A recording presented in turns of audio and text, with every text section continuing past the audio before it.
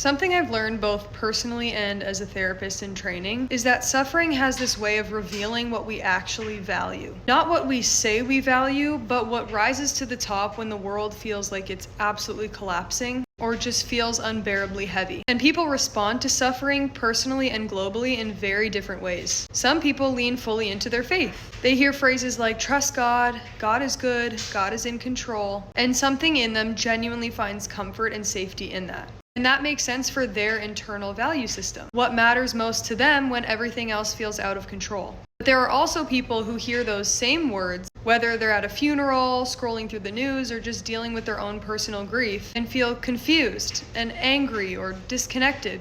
Like the explanations don't align with the suffering they're witnessing or the suffering they're living. And if that's you, I want to say this clearly. You're allowed to not be okay with that. You're allowed to not find comfort in those phrases. You're allowed to question them. You're allowed to sit there and think, this doesn't really make sense to me, and not feel guilty for that. Psychologically, this is so normal. It's human and it's value-based. Some people prioritize trust, surrender, spiritual meaning. Others prioritize logic, moral consistency, autonomy, or emotional honesty. Neither approach is superior. They're just different value structures responding to the same pain, the same chaos, the same grief. And here's the part that matters. Faith and spirituality are deeply personal. They are meant to fit you, your lived experience, your emotional landscape, your way of making meaning in a world that often doesn't make any. And this is one of the big reasons I struggle with evangelicalism as a system. Not individual people, but a system. Because it pushes one correct way to respond spiritually. One acceptable way to process grief.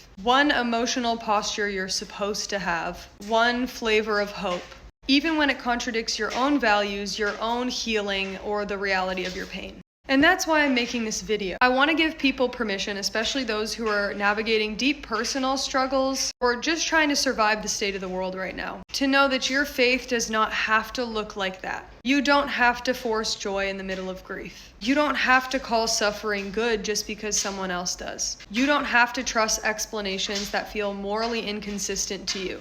And you don't have to accept theological answers that don't support your healing, your growth, or your grief. You are allowed to hold mystery without romanticizing it or calling it good. You are allowed to be spiritual without forcing yourself into someone else's framework. You are allowed to feel overwhelmed, angry, or heartbroken without being told your faith is weak. You are not broken. You are not less faithful. You are not failing spiritually. You are just a human being in a very complex world, trying to make meaning in a way that honors your values.